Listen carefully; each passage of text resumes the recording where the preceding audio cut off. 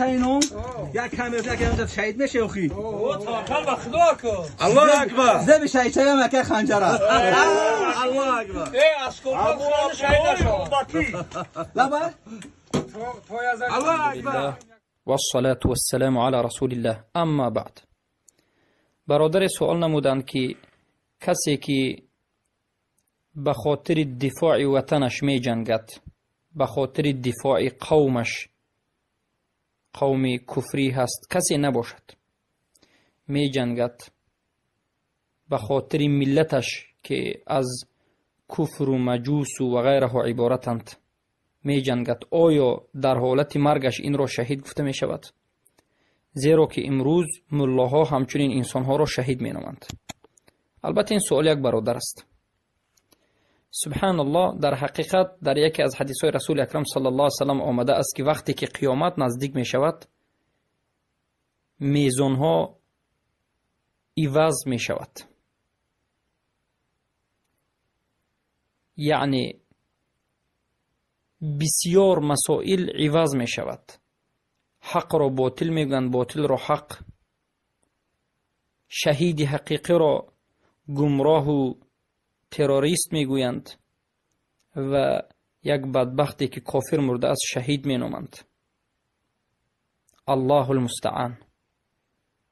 و افسوس، صد افسوس و جای تأسف است که بعضی از انسان‌هایی که خود را به اسلام نسبت می‌دهند، ملا خود را می‌نامند، به همین فتوا می‌دهند. خصوصا امروز ملاهای طاغوتی، ملاهایی که لشکران طاغوت هستند یا که مفتی‌هایی که لشکران طاغوت هستند، همیشه فتوا می‌دهند که کسانی که برای دفاع این وطن دموکراتی مرد شهید است. حتی مفتی‌های صوفی برای دولت روسیه هم همین را گفتند. هر کسی که به دفاع روسیه مرد در گوجه نباشد، این گویا شهید مرده است. اعوذ بالله، اعوذ بالله.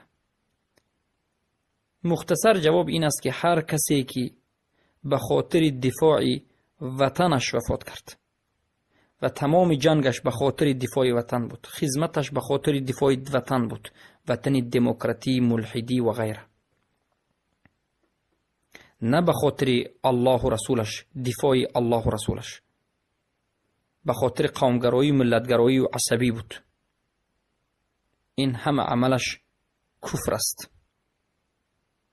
و در حالتی که در همین حالت مرد، این هیچ شهیدی نیست، چرا که عملش به خاطر الله نیست. چگونه شهید است؟ در روایت امام بخاری آمده است، در کتاب امام بخاری، از ابی موسی اشعری که میگویند قال سئل رسول الله صلی الله علیه وسلم عن الرجل یقاتل رياء ويقاتل شجاعة ويقاتل حمية أيه أو أي ذلك في سبيل الله. رسول اکرم صلی الله علیه وسلم پرسیده شدند از یک مردی که به خاطر شجاعت جنگ میکند، به خاطر قومش جنگ میکند، به خاطر حمیه یعنی به خاطر عصبیت، تعصب، به خاطر وطن، به خاطر قومش می جنگد و به خاطر ریا می جنگد، کدام این عملها فی سبیل الله است، به خاطر الله است؟ رسول الله صلی الله علیه و سلم میگن هر کسی من قاتل لتكون کلمت الله هی العلیا فهو فی سبیل الله. هر کسی که جنگ بکند به خاطر اینکه کلمه الله، دین الله، قانون الله، شریعت الله انمین بالای همه چیز باشد، پس انمین عملش در راه الله است. یعنی کسی که به خاطر الله می جنگد، به خاطر حمایت قرآن و سنت، به خاطر شریعت، این در راه الله است. و باقی مانده در راه وطن، در راه قوم، این یگان خل در راه الله نیست و این شهید نیست، بلکه گمراه مرده است. و اگر به اختیار خودش، به عشق محبتش به این حربی رفته باشد، مرتد مرده است. اما کسی که اکراه به سبب مجبوری به این حربی برده شده باشد، به سبب مجبوری به جنگ برده باشد، این رو ما میگیم البته گناه کرده است، نگریخته است، اما کافر نشده است. عملش کفر است، حمایت دولت کفری کفر است، اما اگر به سبب اکراه برده باشند، این انسان البته معذور است، اکراه است. اما کسی که به خواهش خودش، هوس خودش برای وطنش، برای وطنگویان، تعصب کنان، برای عشق این و غیره می رود، این کافر است. وقتی که میمرد، این یگان خیل شهید نشده است، هزارها ملا هم اگر فتوا بدیند که این صوفی ها هستند، طاغوت پرستان و غیره، ما میگیم این شهید نیست، بلکه این مرده در راه طاغوت و شیطان است.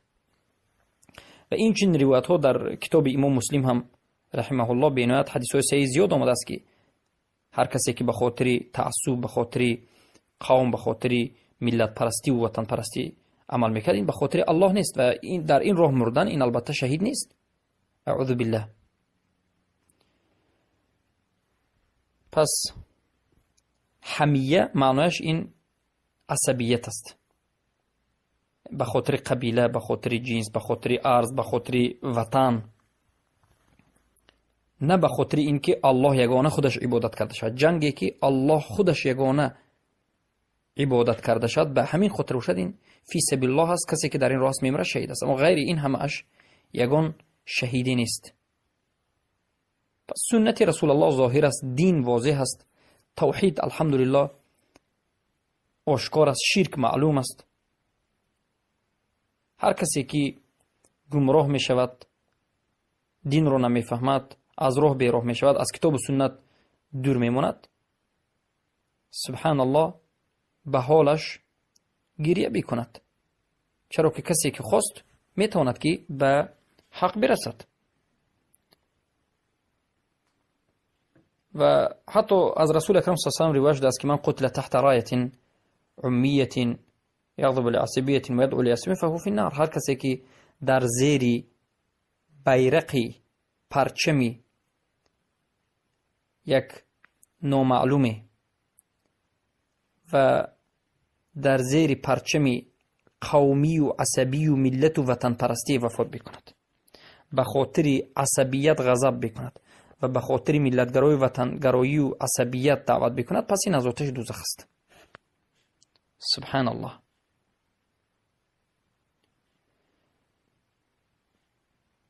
پس شیخ الاسلام ابن تیمیه رحمه الله میگن هر کسی که معنای سخنش این است که تعصب به قبایل میکند و غیر قبایل تعصب به وطن و غیر وطن امروز میکند، همه اینها در همین حالت تعصبش اگر کشته شود یا بکشد، کشنده و کشته شده در آتش دوزخ است، در نار است میگند. بارک الله فیکم. پس هر یک سخن مکان خود را دارد، اما امروز که میگویند فلان در فلان جنگ وفات کرده است، شهید شده است، در دفاع وطن وفات کرده است، شهید است، هیچ بلای شهید نشده است. شهید این حکم الله است و حکم رسول الله است. شهید کسی که به خاطر دفاع دین الله، کلمت الله، لا اله الا الله، برای اینکه تنها در زمین الله پرستیده شود جنگ کرد، انا نمی شهید است و غیر این دیگر هیچ شهیدی وجود ندارد.